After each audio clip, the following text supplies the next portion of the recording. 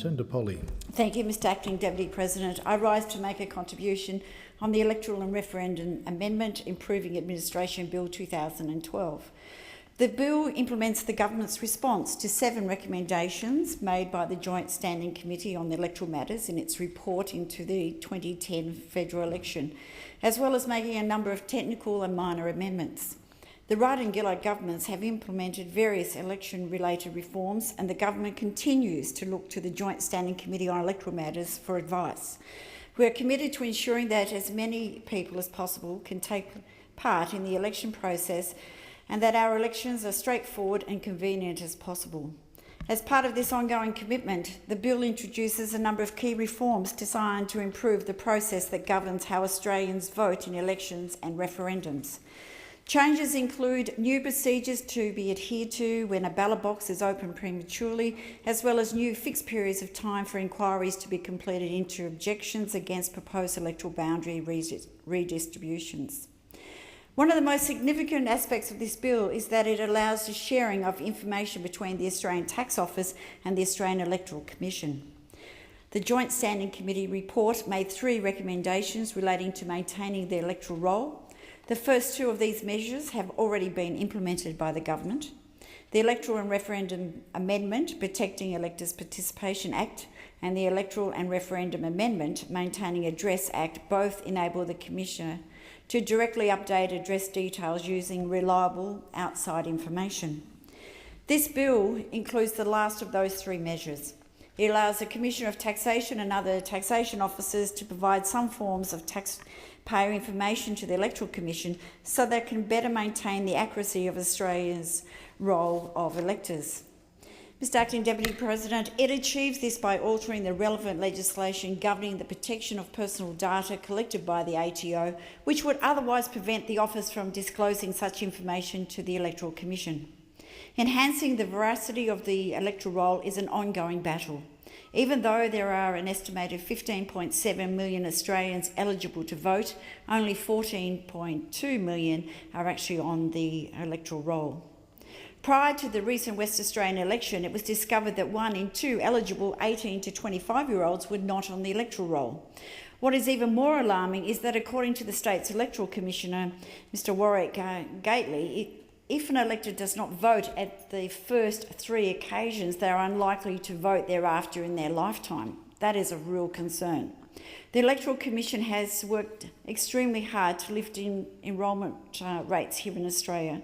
As part of its continuous roll updating programs, the Commission has engaged in a large-scale mail-outs to specific addressees where it believes unenrolled persons live. This mail-out is supplemented by field work actively aimed primarily at those who have not responded to the initial efforts. In addition to this, the AEC's Indigenous Electoral Participation Program features Commission staff travelling widely throughout the Northern Territory, encouraging Indigenous people to participate in elections. There has also been rolling enroller programs run jointly with the Victorian Electoral Commission which targets young people, not to mention AEC's attendance at music festivals and regular meetings with homeless agencies to provide information on enrolment and voting, and the list goes on. But despite all of this perseverance and ingenuity, the Electoral Commission's enrolment activities has not been sufficiently effective in arresting the trend of declining enrolment participation.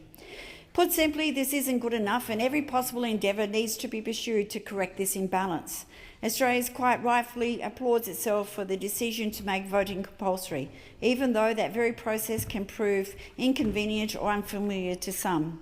In countries around the world, such as the United States, where voting is not compulsory, political parties go to extraordinary efforts to encourage potential voters to register. Even then, voting participation still hovers below 60%.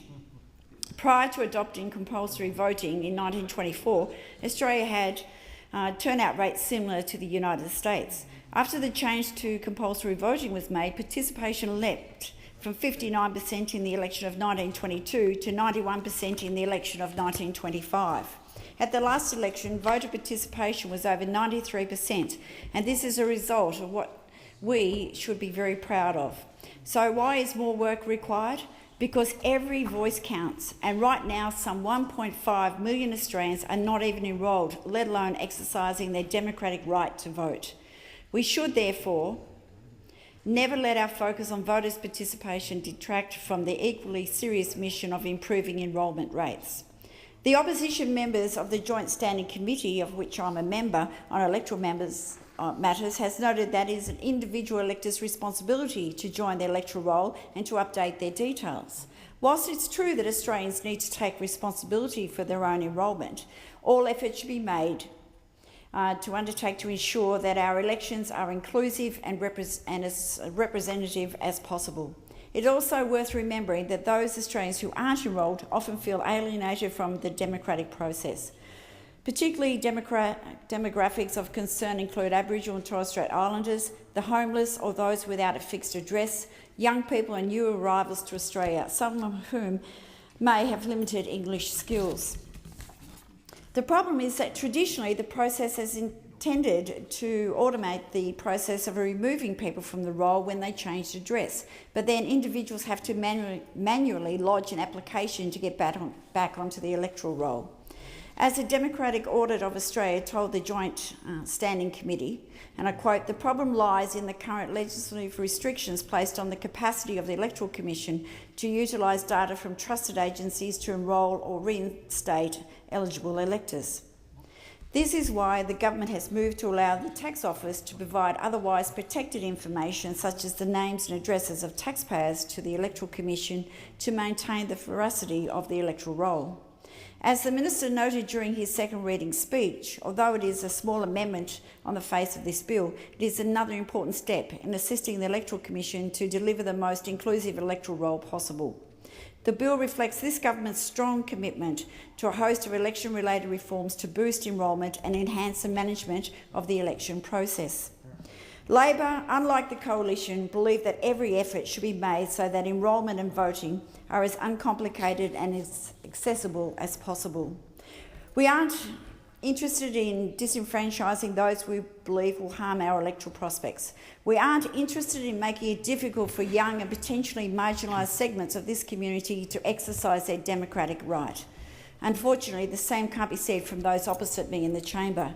When the Howard government was in power, they took every cynical advantage they could when it came to electoral reforms. We should never forget that once they had control of the Senate, they passed the Electoral and Referendum Amendment, Electoral Integrity and Other Measures Act, and this act completely disenfranchised every Australian serving a prison sentence, meaning that some 20,000 people were suddenly unable to vote. This radical move particularly discriminated against Aboriginal and Torres Strait Islanders who, it is sad to say, are disproportionately represented in the prison population.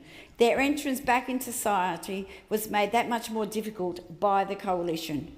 This Act also contained one of the most cynical amendments in living memory. It actively sought to disenfranchise those who would otherwise have been able to enrol themselves before an election. It was outrageous.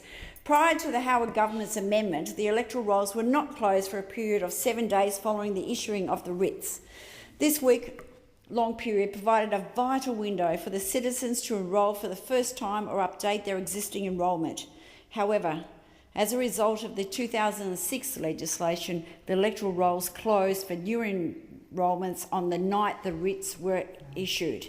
And we should never forget just another attack on ordinary Australians. This change disproportionately affected young people and new arrivals to Australia, many of whom may not have enrolled previously, nor had a strong understanding of the electoral process. Let's be clear about this. The Coalition were targeting segments of the community that they knew would never vote for them. Fortunately, a series of High Court judgments struck down those reforms.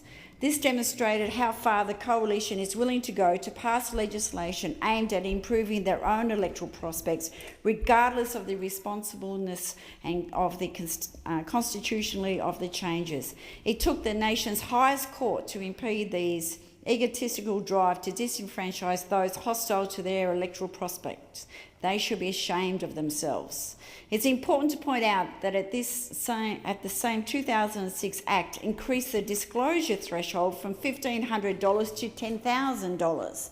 It's also in this aspect of the campaign finance reform that the coalition appears to be increasingly out of step with modern practices that are occurring in democratic societies around the world. Most countries, realising the importance of a transparent political system that operates in the public interest, have actually sought to increase the transparency of donations. Quite the contrast to those opposite. In contrast, we have the coalition, who raised the threshold that dictates when, for example, a tobacco giant has to declare a donation to the coalition. In addition to this, the Act increased the threshold from the tax deductibility of the donations to political parties and independents from $100 to $1,500 and extended deductibilities from individuals to corporations. Efforts by Labor to reverse these harmful reforms to Australia's disclosure threshold have predictably been opposed by the coalition. It is truly reprehensible how far they will go to corrupt the electoral process. We should never forget that. For them, when it comes to a choice between transparency and political expediency, expediency wins out every time. Not so for the Labor Party, which strongly believes in continuing to improve our democracy and ensuring that the nation's elections operate with minimal inconvenience or misunderstanding. We want every voice in every corner of this diverse country to be heard. I commend the bill to the Senate.